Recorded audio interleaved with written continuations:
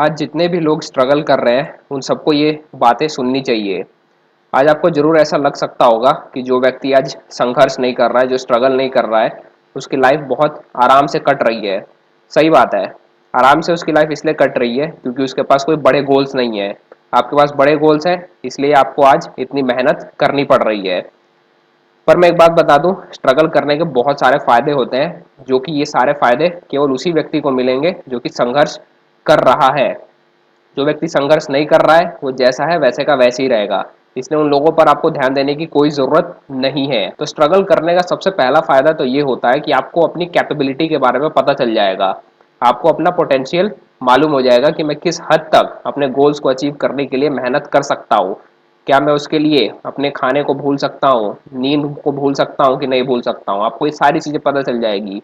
इसी को कहते हैं कठोर मेहनत करना। तो सबसे पहली चीज क्या होगी कि आपको ये पता चल जाएगा कि आप अपने गोल्स को पाने के लिए किस हद तक मेहनत कर सकते हैं। जैसे अगर आप कोई काम करने बैठे हो और आपको भूख प्यास बिल्कुल भी नहीं लग रही है, वहां से कोई आवाज दे रहा है कि आ जाओ खाना खा लो, तो इसका मतलब समझ जाओ कि आप सही रास्ते पर हो और जिस गोल को आप प्राप्त करने के लिए इतना ज्यादा संघर्ष कर रहे हो वो संघर्ष करने लायक है। उस गोल के लिए संघर्ष करना इम्पॉर्टेंट है, क्योंकि उस गोल को अचीव करते टाइम आपको भूख प्यास कुछ भी नहीं लग रही है। तो पहली चीज तो यही पता चल गई आपको कि आप किस हद तक मेहनत कर सकते हो। अगर आप मेहनत नहीं कर रहे हो उस चीज के लिए, आपको लग रहा है कि ये चीज बहुत आसान है, बहुत आसानी से मिल जाएगी, तो इसका मतलब ये है कि वो गोल्स बहुत ज्यादा या तो बड़े नहीं है या फिर बिल्कुल भी इंपॉर्टेंट नहीं है। दूसरी चीज हमको पेशेंस सीखने को मिलता है।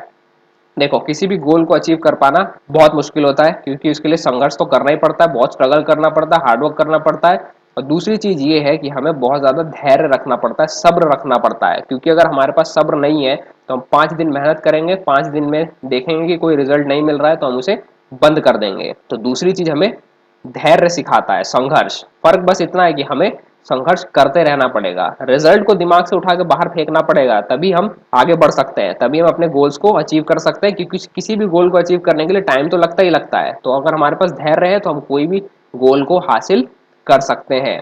तीसरी चीज ये है कि ये हमारे स्किल्स को बहुत हद तक इंप्रूव कर देता है। अगर हम अकेले हैं, अकेले संघर्ष कर रहे हैं किसी भी गोल को प्राप्त करने के लिए, तो उस केस में हमें क्या करना पड़ता है, बहुत सारी एडिशनल स्किल्स जो है वो सीखनी पड़ती है। एक मेन स्किल तो कोई होगी ही होगी, साथ ही साथ एडिशनल स्किल हमको सीखनी पड़ती है। चाहे या तो वो कम्युनिकेशन स्किल हो सकती है, या फिर राइटिंग स्किल हो सकती है, स्पीकिंग स्किल हो सकती है, कोई भी स्किल हो सकती है जो हमें एडिशनली सीखनी ही पड़ती है। हो सकता है वो कंप्यूटर स्किल ही हो सकता है वो ग्राफिक डिजाइनिंग स्किल हो, कोई भी स्किल हो सकती है।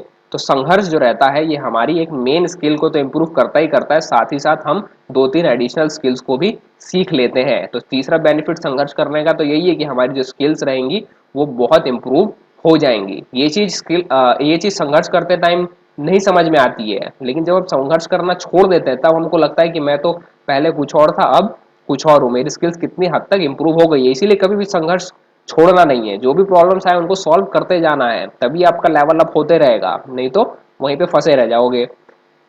चौथी चीज जो है वो हमारी लीडरशिप क्वालिटी जो है वो बिल्ड होना शुरू हो जाती है। देखो, लीडरशिप क्वालिटी हमारी इसलिए बिल्ड होती है क्योंकि हम संघर्ष कर रहे होते हैं। जब कोई व्यक्ति संघर्ष कर रहा होता है तो उसे खुद को यानी अपने आप को मोटिवेट करना रहता है कि मुझे इस काम को कंटिन्यू करना है, जारी रखना है, क्योंकि सिर्फ वही एक व्यक्ति है जिसके ऊपर सारी की सारी जिम्मेदारी है और उसका लक्ष्य प्राप्त होना उसी व्यक्ति पर निर्भर करता है या फिर आपके ऊपर ही निर्भर करता है। तो आपकी जो लीडरशिप क्वालिटीज रहेंगी वो इंप्रूव होना शुरू हो जाती है, वो बिल्ड होने लगेगी। जो व्यक्ति खुद को कंट्रोल कर सकता है वो किसी को भी कंट्रोल कर सकता है, यानी वो किसी को भी लीड कर सकता है। तो चौथी चीज क्या होती है, आपकी लीडरशिप क्वालिटी इंप्रूव होती है। पांचवी चीज ये होती है कि आपकी जो नॉलेज रहती है वो भी बढ़ना शुरू हो जाती है। एक व्यक्ति जो संघर्ष कर रहा होता है उसे बहुत नॉलेज की जरूरत पड़ती ही पड़ती है। जो आपकी स्किल्स इंप्रूव हो रही है असल में वो नॉलेज का खेल है। आपने थ्योरी पढ़ा, थ्योरी को आपने प्रैक्टिकली इंप्लीमेंट करना शुरू किया, तो उससे आपकी स्किल भी इंप्रूव हो रही है, साथ ही साथ नॉलेज भी इंप्रूव हो रही है। क्योंकि जब आपको रिजल्ट मिलेगा ही नहीं संघर्ष का, तो आप क्या सोचोगे कि अब और क्या तरीका मैं अपनाऊं कि मेरे रिजल्ट जो है वो मुझे दिखना शुरू हो जाए या फिर मैं अपने लक्ष्य को जल्दी से जल्दी प्राप्त कर सकूं। तो उसके लिए आप क्या करोगे, और ज्यादा सीखने की कोशिश करोगे। सीखते टाइम आपको पता चलेगा या वर्क करते टाइम आपको पता चलेगा कि मुझे दूसरे स्किल की भी जरूरत है, तो आप उस स्किल को भी सीखोगे। उस स्किल को सीखने के लिए आपको नॉलेज गेन करनी ही पड़ेगी। तो एक वो व्यक्ति जिसके पास कोई गोल्स है ही नहीं, जो कि संघर्ष नहीं कर रहा है, वो और एक आप जो कि संघर्ष कर रहे हो, आपकी नॉलेज भी इंप्रूव होती चली जाएगी, इंक्रीज होती चली जाएगी और आपका जो दुनिया को देखने का नजरिया है वो बिल्कुल चेंज हो जाएगा।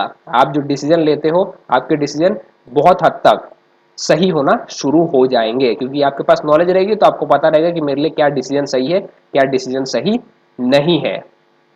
उसके बाद लास्ट चीज ये रहती है, संघर्ष करने का लास्ट फायदा ये है कि आप फेल होने से, जो आपका फेल होने का जो डर रहता है वो पूरा खत्म हो जाता है। क्योंकि संघर्ष हम इसीलिए कर रहे हैं क्योंकि शायद हम बार बार फेल हो रहे हैं किसी चीज को सही करने में, तो फेल हो रहे हैं लेकिन उसके बावजूद भी उस काम में हम लगे हुए हैं, अलग अलग तरीके अपना रहे हैं, नॉलेज को इम्प्रूव कर रहे हैं, स्किल्स को इम्प्रूव करके नए नए तरीके इंप्लीमेंट करके देख रहे हैं कि शायद ये चीज काम कर जाए, तो एट द एंड हम क्या कर रहे हैं, हम अपने फेल होने के डर को खत्म करते जा रहे हैं। तो लास्ट चीज क्या होती है संघर्ष करने से, कि हमारा जो फेलियर का डर होता है वो पूरे तरीके से खत्म हो जाता है, क्योंकि हम संघर्ष इसीलिए कर रहे हैं क्योंकि फेल हो रहे हैं।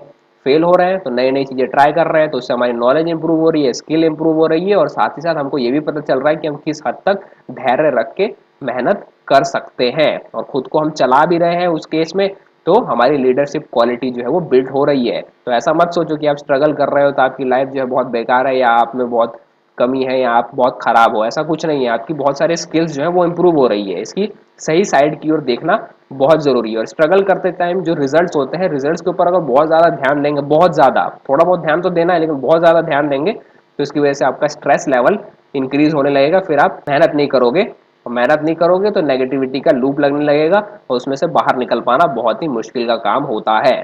इसीलिए स्ट्रगल जो है इसको पसंद करो, जो प्रोसेस है इसको पसंद करो, इससे भागना नहीं है हमको। आज भागोगे कल भागोगे लेकिन परसों इसको ही अपनाना पड़ेगा। इसीलिए आज स्ट्रगल कर लो ताकि आने वाला जो समय है वो आपके लिए बहुत ही बेहतरीन हो सके।